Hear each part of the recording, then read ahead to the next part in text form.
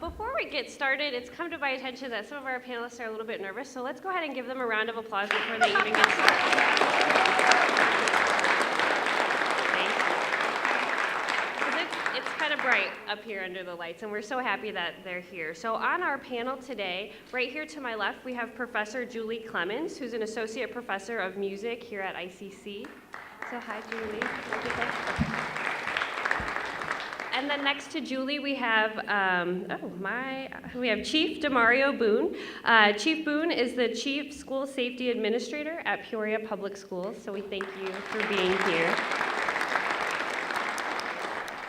And next to Chief Boone, we have Ms. Pam Adams, who's a retired journalist and a community activist, and we're happy that she's with us today.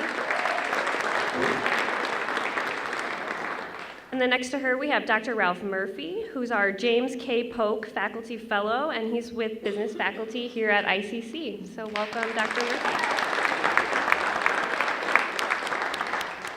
And then we have Miss Annasia Abner, who's an ICC student, and she's in the pre-dental program here at Illinois Central College.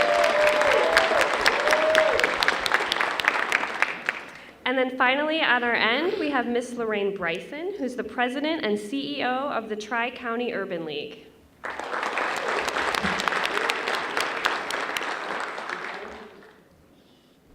Our first question is for all of our panelists. And we're going to ask that each of you to please share a personal story describing some way you were affected by race or a situation you witnessed that was affected by race. I'll admit I'm one of those nervous people that are up here. As a music professor, I think I'd be much more comfortable just singing for y'all instead of actually talking about this. But I am much more comfortable doing this kind of work and conversation in the background. But I guess it's important, and I guess my responsibility to be up here talking as well about a lot of what I've been reading and discussing and learning in actually a very short amount of time. So I can honestly say, as maybe sad as it is, that my first experience being affected by race was a mere 4 years ago in my life. I started a PhD program in higher education administration at a local university, and sitting in the classroom the first night with another white colleague next to me, we noticed how we were the minority in that room. And most of the students in that classroom were African American students. And I had never been in that situation before. And unfortunately, I think that's the experience of many white people in our world today.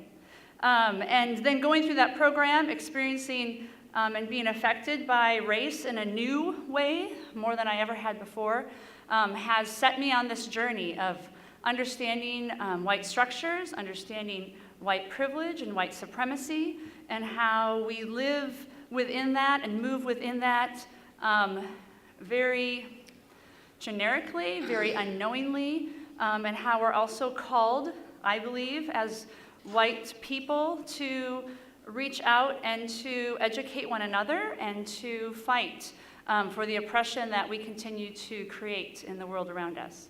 So that's my basic experience with race and how it's affected me.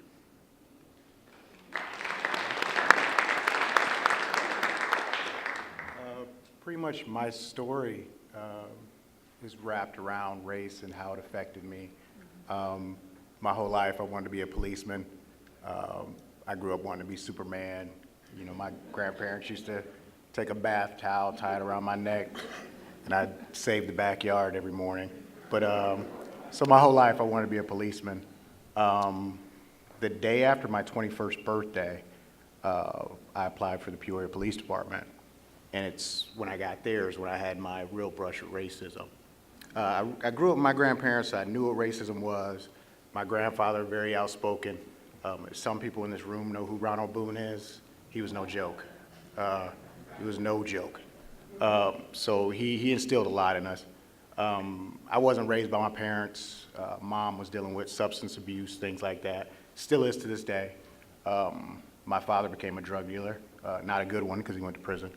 But he got out when I was 30, so I was raised by my grandparents primarily. But things like that in my life made me want to be a policeman.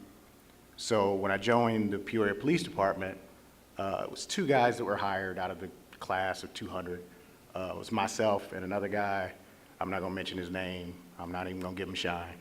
But while at the police academy, this guy made a lot of disparaging remarks about, black people, said the N-word several times in joking. He made a statement that he felt he didn't fear black people, he felt everybody should own one. He also made several statements when we did police scenarios of how he'd address people in North Peoria as opposed to people in South Peoria. So when he pulled over people in North Peoria, he'd say, "Hey, how you doing? I'm Officer so-and-so." Then if he pulled over somebody in South Peoria, he would talk with slang. That affected me greatly because that's where I grew up. I'm born and raised, 61605. That was me. So being raised by Ronald Boone, you don't sit on that. So I wanted to put pause on him, but I didn't. I went and I reported this. When I went and reported this and we graduated the police academy, I came back to a department where some officers treated me differently because you're not supposed to tell. I was supposed to shut up and take it, and I didn't do it. And they made my life hell. Some officers made my life hell at that department. I was a 21, 22-year-old kid at the time. I ended up resigning because I was so depressed. I would literally put my uniform on and I'd be physically ill going to work.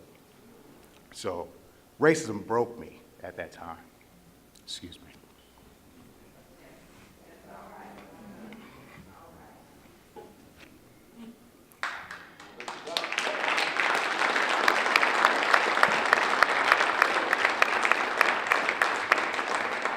I was happy to find out about Peoria Public Schools Campus Police Department. Came here, been here 14 years now. My first goal in being here was to make sure that nobody was going to experience what I experienced in being in this uniform. I was going to definitely do God's work, and also I was going to change the perception that people saw of officers in this uniform. And I was going to change the perception of officers, how they saw people without the uniform.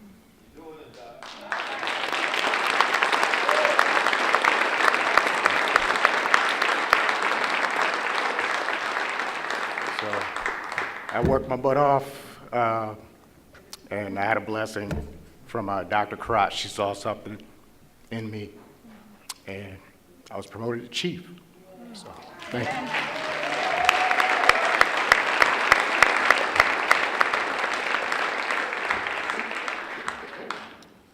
I had some tissue when I came up here. I don't know what I did with it.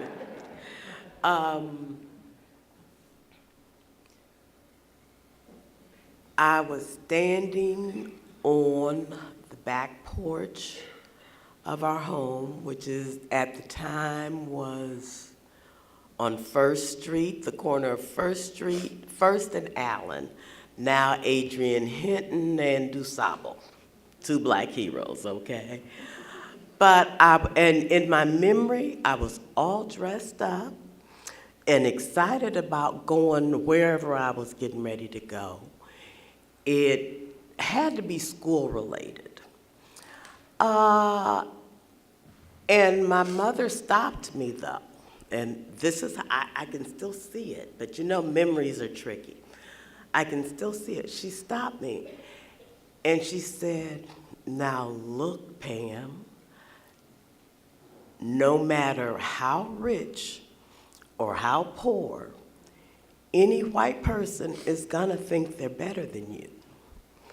And I'm like, "Oh, mommy," because when you're 12, 13, 14, you don't think your parents know anything anyway.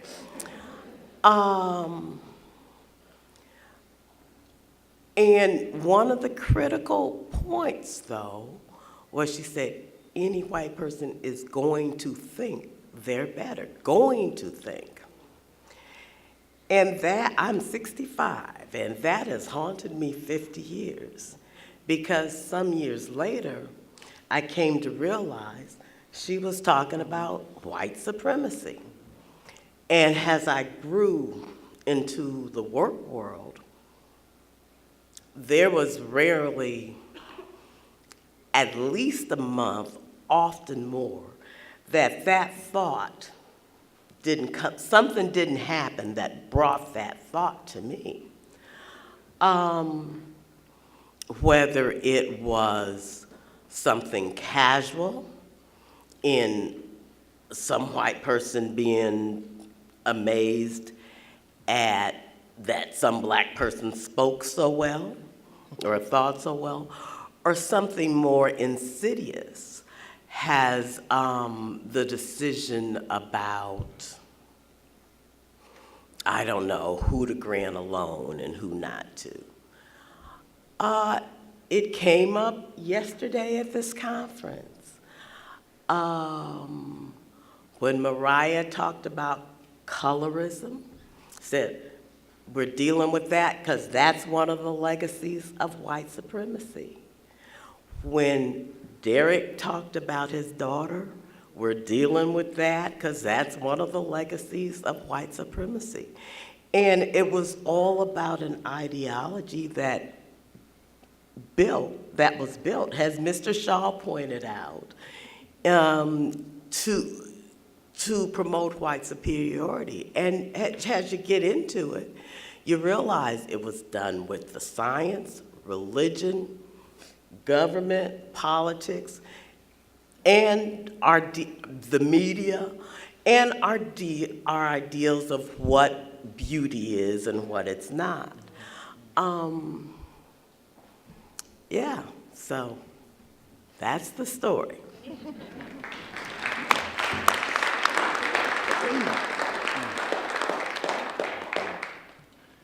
All right, good day, happy people. Oh, man. This story takes place as I completed my doctorate degree. I'll tell you, I was one of 3 black men out of 27 in a doctoral program, and I was the youngest person of color and youngest person in the doctoral program as I completed my PhD program at the age of 30. Upon completing my PhD program, I looked at different opportunities across the United States, and my first opportunity landed me into a rural town of Oregon. Don't ask me why, it was God's plan. Would have never thought in a million years that's where I would have went, but I'm glad I took that opportunity. And so upon my arrival into Oregon, my first week on the job, I'm staying in the hotel. I go down to the lunch area to get some food. And you know, everybody, now mind you, I am the only black person in this, in this college that holds an administrative position. And so everybody who sees me, for the most part, thinks that I'm there because I'm a part of the witness protection program.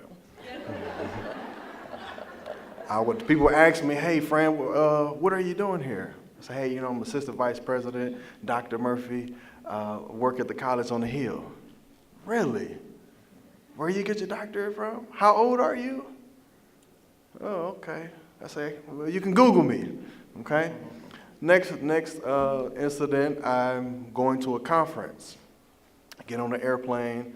Now, when I fly, I do not wear a suit. I like to wear Nike sweatsuits and foam posits and Air Jordans. I am relaxed, okay? I get on the plane, and there's an older white woman who's sitting next to me. She says, you have some pretty big arms. What position do you play? I'm laughing, so I'm going along with it. I'm the point guard at the college. Sure? Really? When you came, how many points you scored? So after a while, I just stopped and said, hey, I'm Dr. Murphy. She said, no, I don't believe you. How old are you? You sure you're not just a part of the team? And that right there, I believe, continues to be a growing trend. In high school, yes, I could play basketball very well. Yes, I played football. Yes, I could have received some scholarships. But the one thing that I could do better than all of that was read and write. And I think that's the story that is often overlooked and least told. And so that right there, I believe, is one of the greatest stories of how we can continue to overcome, and education does work. No matter if you're in a public school district or you're in a private school district. As you will see, I am a native of East Cleveland, Ohio, which is one of the poorest cities in the world. Thank you.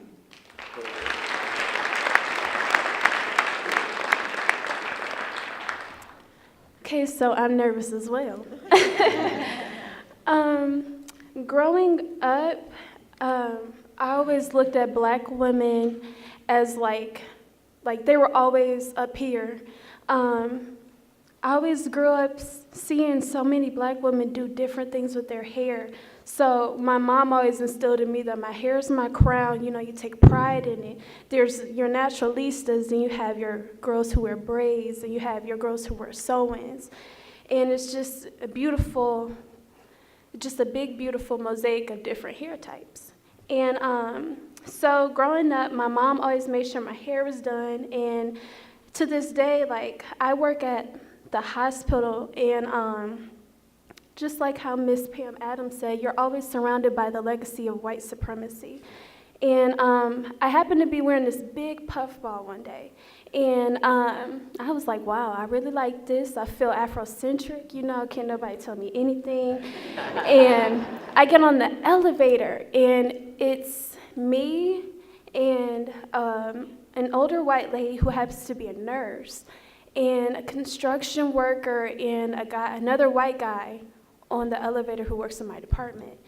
And the white lady was like, wow, that is some big hair. And the way that she just went about asking me how my hair looked wasn't mine. And people were talking, another guy in the elevator made a comment as to, how can you manage to hold that much hair on your head? I'm surprised that your head doesn't tilt over. And I never felt so degraded in my life. I've never had an experience with racism. Nobody's ever called me an N-word, at least not to my face. But in that moment, I felt like, just a couple moments before, I felt like I was so pretty, my hair was nice. And just moments later, I felt like the worst thing in the world. And it's those many microaggressions that happen every single day that make you feel less than a human. And as a black woman, we have always been put down about our features, our nose, our lips, the way we're built, our hair texture. And I don't know, that still haunts me to this day, because I just don't think anybody should have anything to say about how anybody else looks and what they're born with. So, yeah, that's what I say.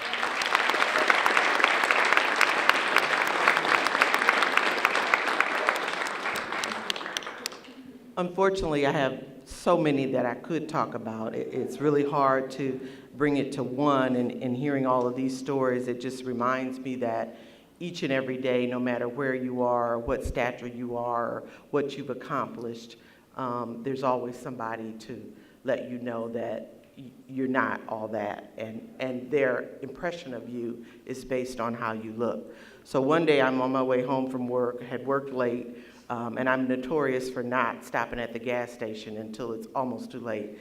So this time I said, well, I have an early meeting in the morning, I'm definitely gonna stop on my way home. So when I drive up into the gas station, there's a white guy coming out of the gas station, and I only say that because it plays into the story later on.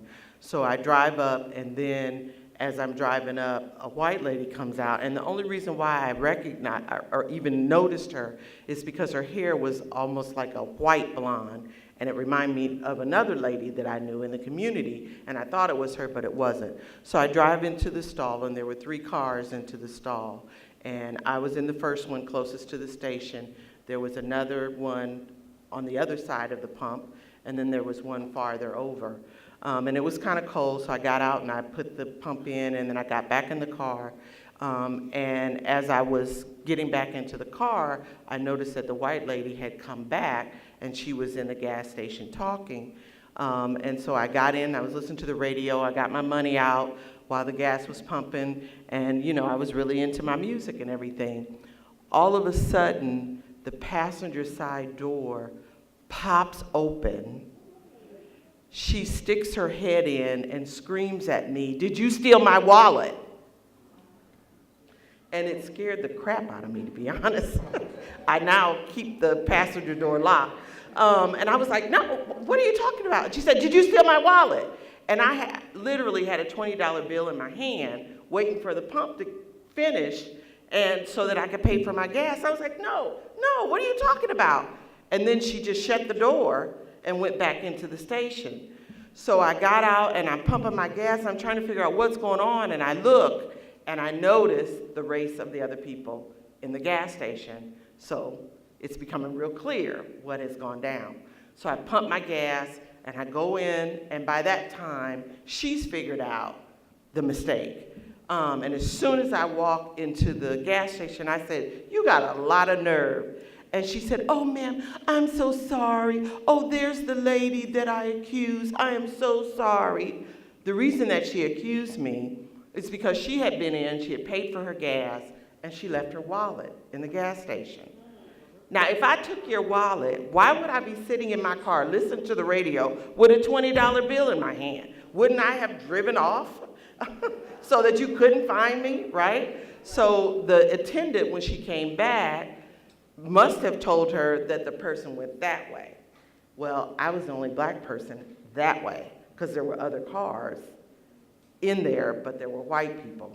And I suspect that the white guy who was walking out of the gas station when I drove up is the one who picked up her wallet. It wasn't me.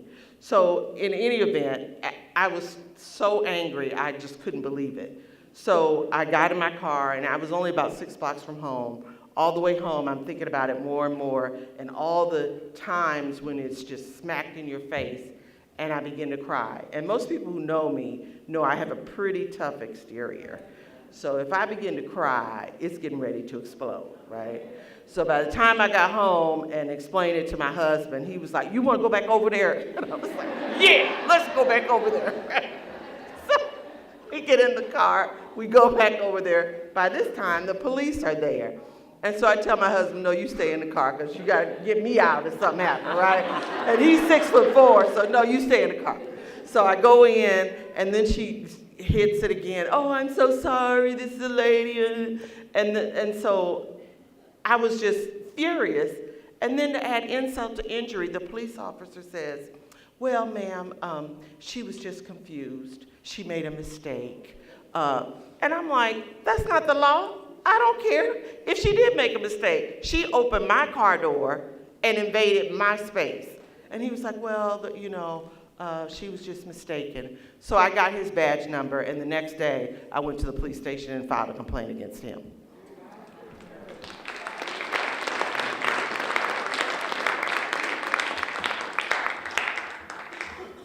Our next question is for Dr. Murphy and Ms. Abner.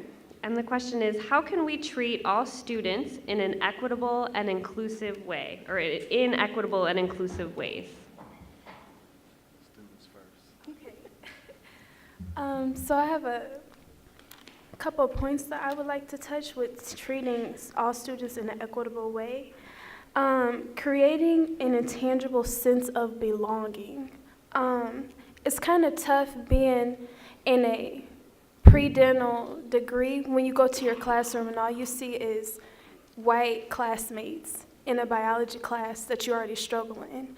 And the professor may seem more aggressive towards you, or he views you he thinks that you're not going to try as hard as everybody else. That's a struggle. And I feel as if that the faculty could recognize that they may have an implicit bias towards students of color, and working hard to eliminate that bias by becoming racially literate and exploring new ways to teach students of color. We have our curriculum, there's a lack of minority authors in the sciences and the arts, and just learning how to incorporate that into the curriculum and being able to teach a kid who did not come from a private school and does not have prior knowledge of your class. and recognizing that not all students have access to the same resources as others. I feel like that's how we could become more equitable.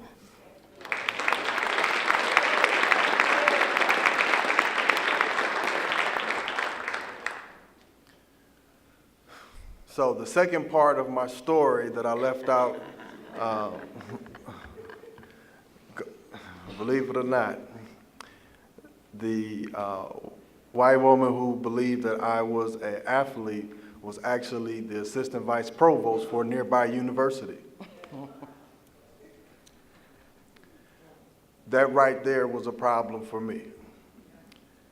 Because in order to help students, we have to eliminate bias.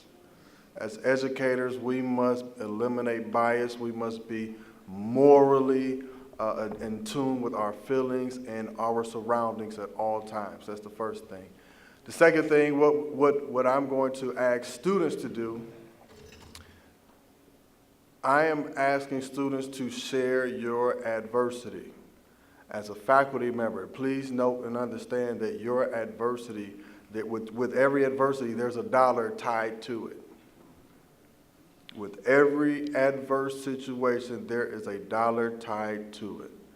Case in point, not all black students enroll into a higher education institution with a history of IEP. Not all white students come from money.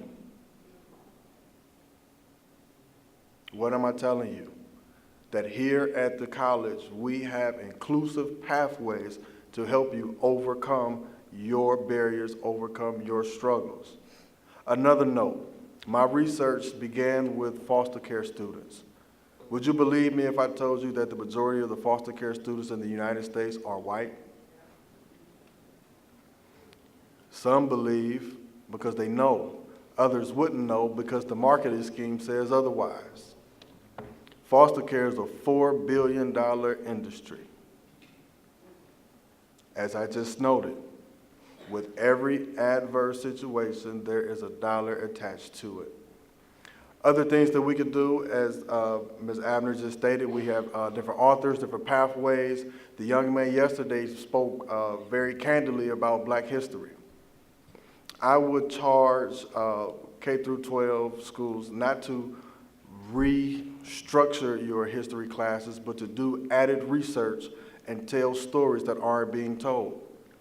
For instance, Dr. King completed his PhD at 26. He wasn't 40, he wasn't 50. Think about what that type of information does to a young scholar that may not know. Did you know that Dr. Mae Jemison completed her studies in high school at 16 and went on to Stanford and graduated at 19? These type of stories are the stories that are left untold. So I think that as we look at inclusive pathways, we must begin to do our research and look at what happened in history and begin to tell stories that are being told so that we can change the narrative, empower and impact students powerfully with stories that they can carry on and that they can tell themselves. One of the most powerful things that happened to me that I'll share with you in my experience in Oregon was I worked closely with Native Americans. And the first thing a Native American did to me when they saw me on that college campus was that this young woman handed me a Native American book written by Native American scholars with Native American history and Native American information, and those traditions were not lost. So I would ask that as we continue to look at racial injustices and inequities, look at the information that we are sharing and the message that we are displaying as it pertains to our scholars in our K through 12 school district and at the higher education institution. Thank you.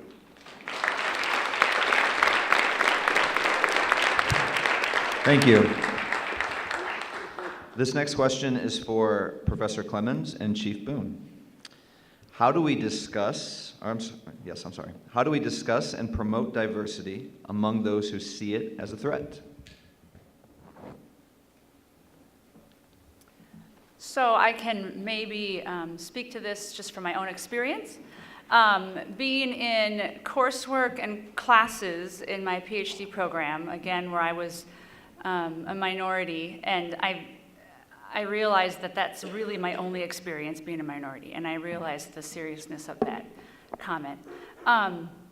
But getting past my own feelings of being threatened in those situations, I think was a big step for me to understand that what Robin DiAngelo was saying about first defining what racism actually is, and the assumptions that we as white people make about racism being an intentional and overt act, and that anybody that doesn't commit an intentional and overt act against somebody of color is racist, and if you don't commit that act, then you're not racist. And moving beyond that really specific definition, that incorrect definition, into understanding what kind of structures we live in, these whiteness structures, these supremacist structures, these dominating structures of whiteness. And once I began, or am beginning to understand that more, I can never say that I've fully understand or have reached any kind of a point in this, but rather moving through a journey and learning as I go and continuing to make myself vulnerable in this process. But that feeling, that creating the understanding among others that racism is part of what we live in, and that as white people, our job is to work against those oppressive structures, to create awareness amongst each other, and help one another move forward in the work and move forward in the conversation and the dialogue. I think that's the biggest piece of helping others see that it's not a threatening conversation, that this is actually a conversation to help ourselves and to help other people in this world in which we live, in this world in which we have been taught, and this world that we have all been raised in. So, and I've done it with my students in my classroom, begin to have these conversations and define these ideas of what racism actually is, and it builds an opportunity to have conversation and ask questions and be vulnerable with one another in the midst of these, what we as white people consider really, really uncomfortable situations. And in those uncomfortable situations and those conversations that I was experiencing in my PhD program, I spent a lot of time in silence, because isn't that a privilege that I have as a white person, right? To sit in those uncomfortable conversations in silence. But yet, now knowing that that silence is not a place that I should sit, that I should step out and make myself vulnerable, and to allow myself to be called out and allow myself to learn through those conversations and in those places. Thanks.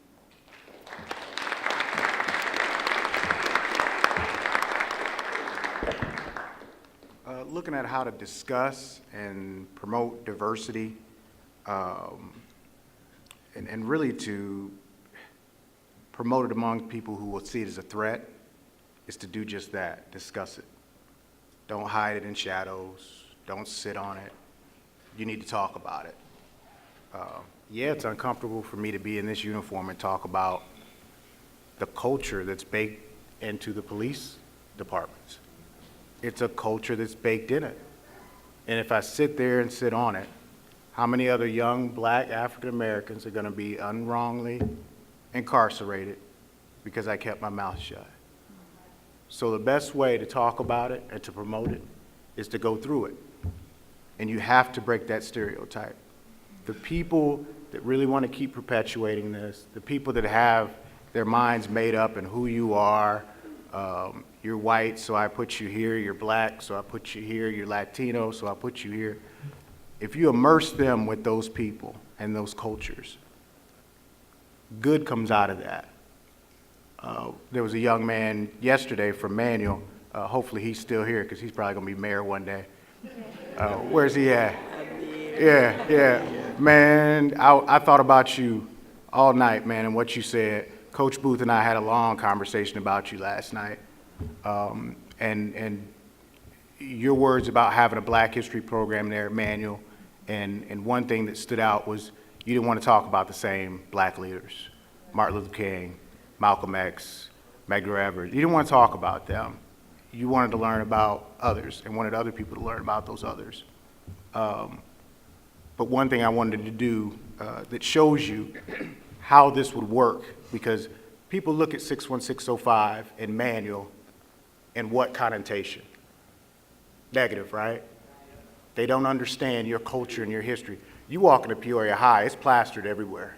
You walk into Richwoods, it's plastered everywhere. There is a lot of culture and history that you guys simply don't know. All the manual students that are sitting here don't know that culture and history. Coach Booth, manual graduate, manual coach, he's doing a lot for the South End of Peoria. Dr. Rita Ali, manual graduate, soon to be councilwoman Ali, manual graduate. I know I'm giving you a Black History sermon here, and we don't even have to vote on this one. Dr. Karat, your superintendent of schools was the principal of Manual High School. Yolanda Riley, young lady that graduated with me, she's a lawyer, helped expunge tons of records for people to get a second chance. Jamal Jowers, he worked on a campaign for a senator who eventually ran and became president, Barack Obama. He worked on that campaign, manual graduate. Sylvester Bush, chief of the Park District Police, manual graduate.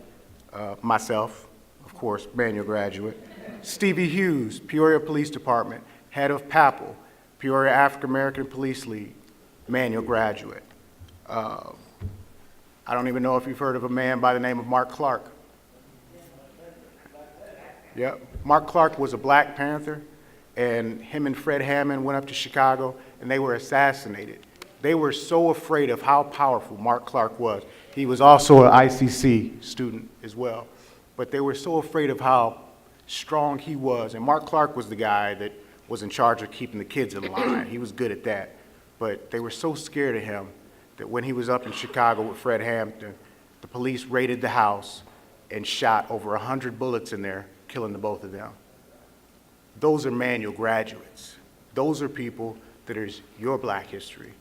I see you as being the next person that we're going to be talking about that history. So when you start sharing that history and you start getting that culture, that breaks that stereotype. And you guys are sitting on Wakanda down there, and you don't even know it. They're going to find that out. So that's how you break it.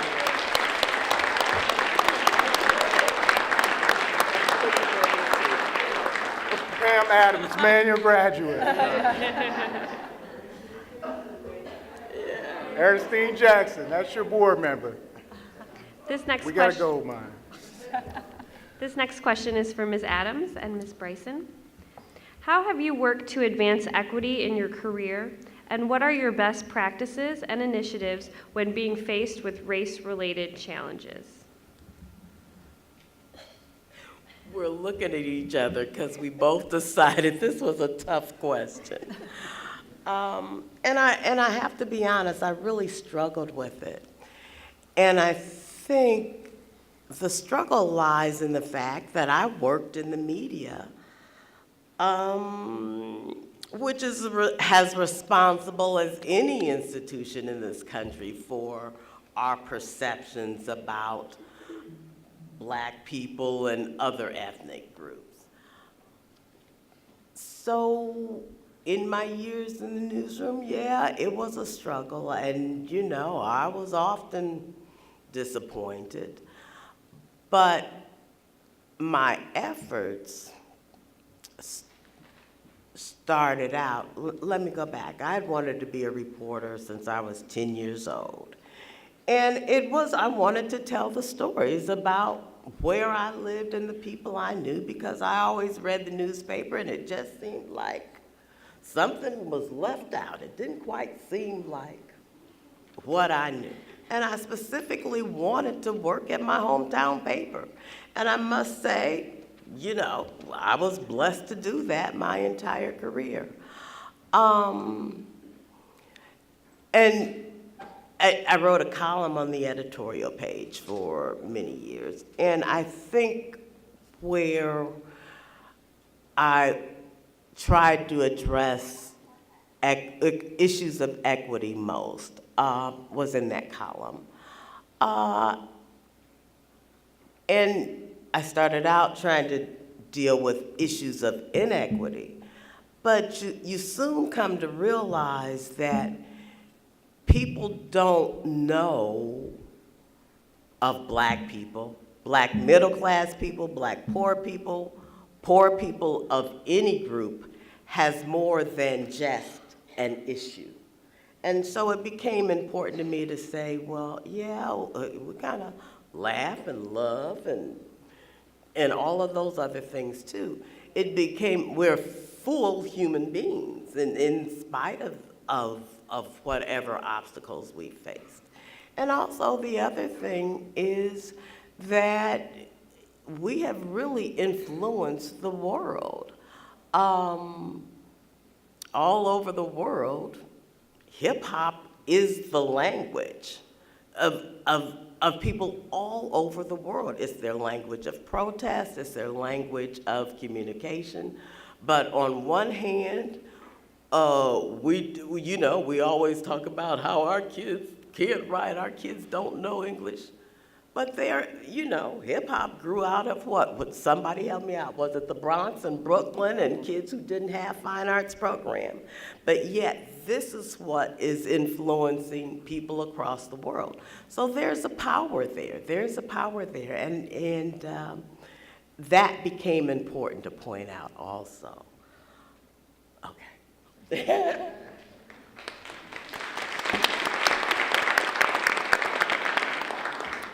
When I look at equity in terms of my career, I look back over the various different positions that I've had, and in most cases, I'm the only one. Or I'm in a situation where my value is questioned because of the way that I look. Starting from a teacher, as long as I was in a predominantly black environment, everything was okay. But when I got transferred to a predominantly white school, here I was, young and black, so definitely a cut above a dodo. Then in law school, and that was a real stifling experience. And then even practicing in employment discrimination, you're in various rooms, meetings, and you're the only one. So trying to think about equity and making a difference, I always try to focus on inclusiveness and not being the only one. The people that I'm working with, not having them to be in the same situation that I was in. So including other people, because it's a sense of comfort when you see people who look like you and think like you. So any kind of decision that you make, I try to include diversity and inclusiveness. Because you have a diversity of ideas, you're gonna have a better decision. When you're doing hiring decisions, you wanna have a diverse applicant pool to choose from. Also in hiring and promotions and those kinds of things, that mentorship, giving people a chance. When you walk into an interview, a group interview, if you see somebody that looks like you, it will put you at ease. And hopefully the decision maker will focus on fairness and judging people on an objective basis as opposed to a subjective basis. When you're planning a new program or a service that we're trying to offer, you want to invite diverse groups of people to the table so that you get a diversity of ideas. Because when everyone has a voice through the diversity of ideas or the voices in the room, you get better buy-in because everybody can see a little bit of themselves in the decision that is made. Some of the things that I try to do when there's challenges that I'm facing is try to bring groups together, try to dialogue, acknowledge that the racism or whatever it is exists, and then try to work on it. And you do that by bringing people together, trying to be the mediator, do a lot of listening, hearing other people's points of view, trying to break through the fear that comes with racism and racial challenges, and dispel those fears. And I often find that when we think of people in terms of the individual and not the group that they belong to, then it alleviates a lot of the problems. And oftentimes we think of people in groups. Well, those people think that way, or those people do these things. Come at me as an individual and accept me for who I am and what I have to offer. And that tends to diffuse some of the tensions and fears.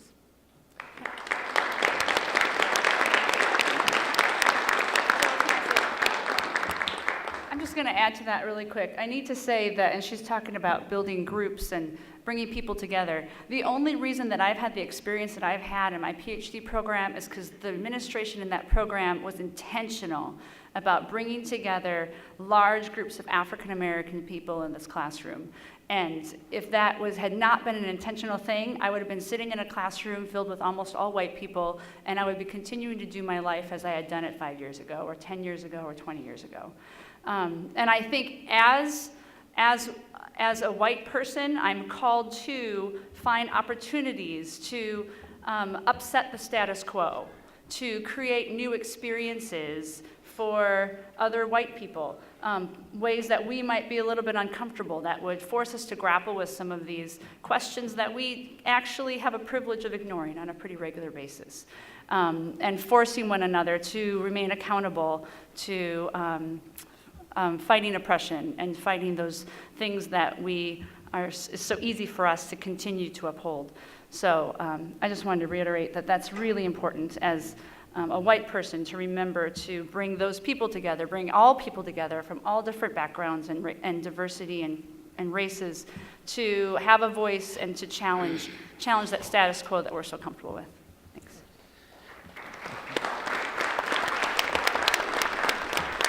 This is our last question, and then as we have time, we'll open it up to all of you to ask the panelists some questions too.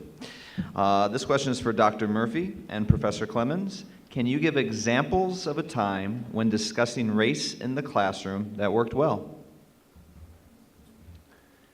Well, I teach business and management courses, and I have the strategic freedom to incorporate race discussions without students not even knowing.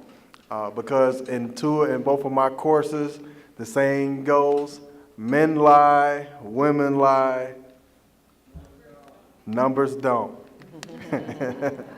Numbers do not lie. And in these discussions, yeah, you're right. And she said, yes, they do, but in my discussions, they don't. Because I deal with empirical facts. The first fact is that out of all the Fortune 500 companies, only 4 are black CEOs, with 1 getting ready to step down. That's a problem that we need to discuss. The second ordeal that we discuss is marketing. I send some videos. We look at videos of marketing pictures. And I ask the students, tell me which one of these, or out of these 25 marketing schemes, which 5 do you have a problem with, and which 5 do you agree with? Which ones do you like? And 100% of the time, there's a children's marketing ad where you have kids on the ad, and it says, please donate and help our cause to Black, Brown, and Normal. Yes, Black, Brown, and Normal. Okay. So we have these discussions. Another discussion that we talk about in management. Management is probably some of our more heated debates, as I say. I call it embrace debate. Okay. Embrace debate. And in our management course, we talk about the glass ceiling. We can't talk about Bill Cosby and not discuss Harvey Weinstein. We cannot talk about we cannot avoid the fact that Silicon Valley is dominated by white men. We cannot avoid the discussion that the majority of the scandals are dominated by companies who have majority white male accountants, which a recent study says that 55% of accountants in the United States are white men. These are the type of discussions that we have. But most importantly, we talk about hiring. And I tell our students that one day you're going to be a millionaire, one day you're going to be a president, vice president, you're going to be an entrepreneur, and you have to hire the right person and not just the person you like. And what do you do if the right person is a black man or a black woman and not your white friend? What do you do on the other side as a black person? Do you hire a white person that you know is the right fit? So we have to have these conversations for both sides, and I think that is some of the best type of ideals that I have used thus far, and they have made for great topics of discussion, and I believe that our students are learning a great deal, and they are prepared to hire a diverse workforce in the next 20 to 30 years.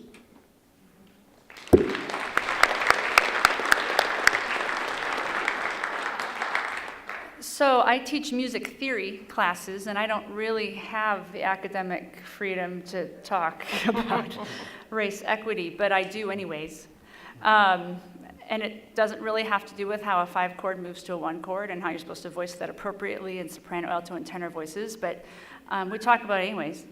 And I think sharing my journey, I guess, in this PhD program, as I've mentioned before, has probably been my biggest help in opening up conversations. And I see one of my students still here. My students came this morning to share in this experience with me. And as I share my vulnerabilities with them, and as I grapple with some of this stuff I'd never heard about before or read about before, feeling a little bit cheated that I had never heard or read about any of this before, and then sharing it with my students who also have said they've never heard or read about this before. I then had a student raise her hand and say, so what can we do because we're getting ready to be music educators and go into the classroom, and where are we supposed to get this information? Where are we supposed to learn how to be good white teachers in diverse populations and be critically conscious of the students in our classroom? Where are we supposed to learn that? So I invited him here this morning. We don't necessarily always have those great opportunities for our white students to learn these things, but maybe we should add those things to our curriculum, add those things to our conversations, even if they don't relate to music theory. So we have these conversations regularly, and I share something new I've learned or something new that I'm writing about, and then they help kind of unpack that with me from their perspective. So our conversations in the classroom have been really engaging and I think really exciting, and I'm interested to see how we can continue those conversations throughout the college and throughout classrooms everywhere, among white faculty, white students, among African American students, among Asian students, among Hispanic students, all populations and all diverse student bodies. So that's how we have good conversation in our classroom.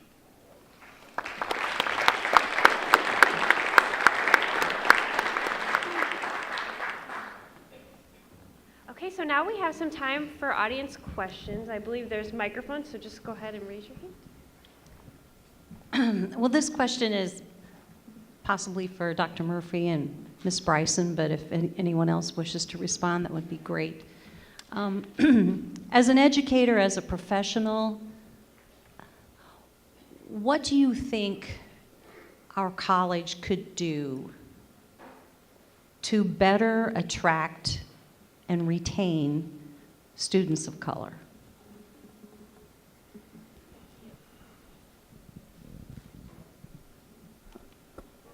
Well, I think starting would be in recruitment, getting out into the community, reaching out, hiring staff that look like the population you're trying to recruit, going to schools that have the population that you're looking for, and then once you encourage that, giving them scholarship money, money always helps a lot. And then once you get them into the college, that's when your work really begins in the classroom, in hiring faculty that looks like them, in having experiences, extracurricular activities that includes them, and not just on the racial side, but sexual side, sexual orientation, all the diversity that we need to have to make our country stronger and our experiences better. But that retention piece, once again, if you walk into a classroom on campus, you don't see anybody who looks like you, that's a real chilling effect. And people are not going to stay in those situations. So the real work starts in retaining those students once you're able to recruit them. I'll also add, I've been in education for about 14 years, and I've seen the demographic shift. I've worked with a multitude of age groups. And Dr. Cork-Braley, I think one of the things that we have to do with this next generation is give them a greater purpose of why college is necessary and tell them it's bigger than a piece of paper. This is a discussion that I have routinely with all my students, primarily because they come to college, well, this next generation is coming to college believing that I'm coming for a piece of paper, and what do I do with that piece of paper after I'm done? Not understanding that college, you will come and you'll get educated, and I always say college is more than an education, it's a way of life. So students have to understand that you're not just coming to college to learn from a book, but you're coming to college to learn how to be an adult. You're coming to college to network. You are coming to college to intern, to follow, to learn how to lead in the future. And I think that that message is often overlooked also because many of the students of color, especially those who are in low and impoverished situations, don't know what to do when they leave, because we're dealing with a generation of students that is smarter than their parents. We have a generation that is smarter than their parents. So I believe that in order to better educate, to attract and retain, we not only have to recruit the student, but we also have to look at recruiting the parent as well. And I think that that is a pathway that we should take so that we can increase the knowledge base and information within these school districts. Can I piggyback on something? First, I really want to thank ICC for doing this and being here over these past 2 days, particularly on the heels of the governing.com report that talked about Peoria schools being the most segregated, and the residential segregation. Also, it strikes me that ICC can play a role in other ways, possibly throughout the region, because as I hear students talk about equity issues, it dawns on me that oftentimes you don't know what is equitable or inequitable if you haven't seen it. So I don't know if there's a space for these students in these highly segregated schools, whether it's segregated by race or poverty, whether it's predominantly black or whether it's predominantly white, whether they have a space that they can really meet and see what the one side is doing and what the other is doing. And I think ICC could have a role in that. I also feel like there needs to be much more research and a deeper dive into what's happening in this entire region as far as issues of equity go. And it appears to me ICC could be the foundation for all of that. Question. Is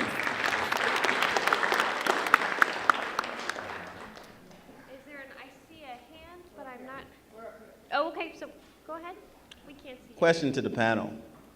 How do we get children to understand global, national, and local systems of white supremacy? The system, and how to live in it and survive.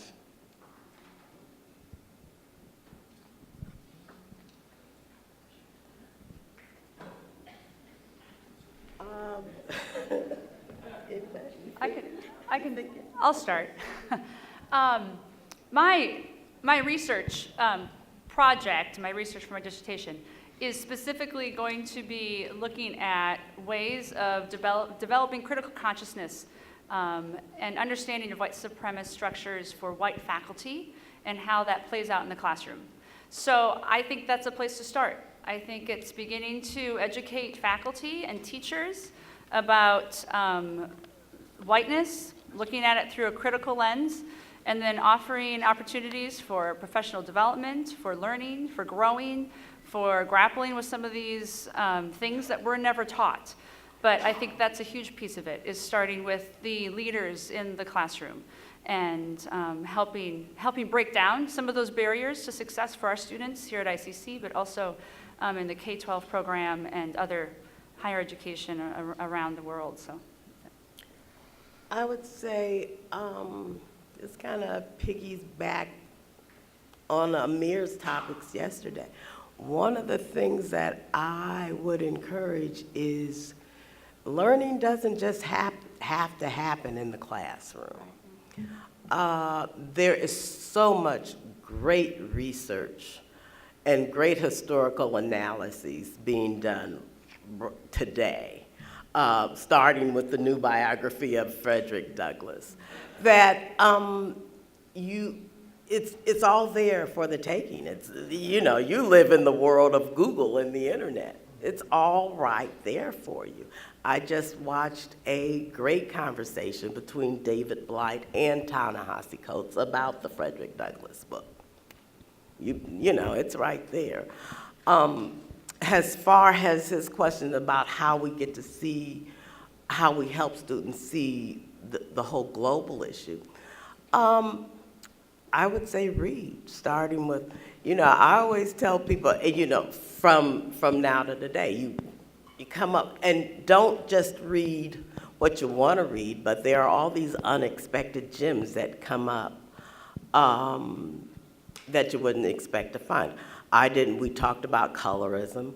Until I started really reading years ago, I didn't realize colorism was an issue in India.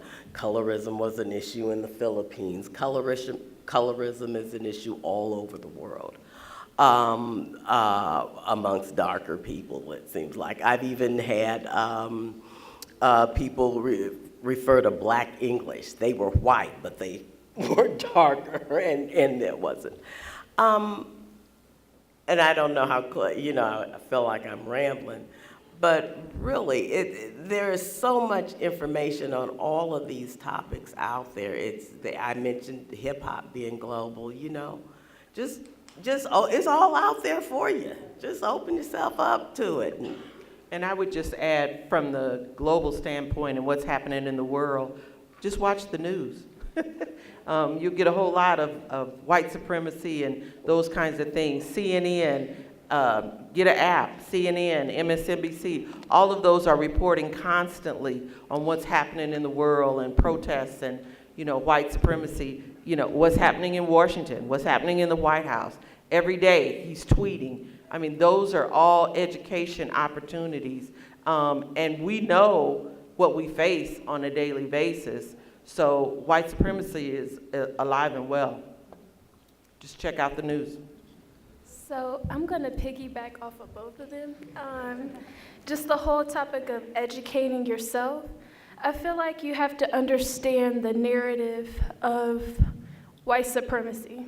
You have to understand like where it began, how it's affecting us today. You have to understand the little things about it, because when you understand it, you can recognize it a lot easier, and then you can grow from that to not repeat the narrative, and to surround yourself with more ideas of not just the black and white divide, but you know, the internal struggles that we face and the internal struggles that other minority groups face, and educate others about it. You know, you have friends, you have colleagues, you have coworkers. If the topic comes up, just explain some things to them and have a talk about it. Be more open to discuss racism and discrimination instead of hiding it, because silence does nothing. It does not progress us. It doesn't change any laws. It doesn't inform anybody. So yeah, I think that's how we can change the global view of like living in a white supremacist nation or even a world. So yeah. Thank you. Let's give our panelists another great big round of applause.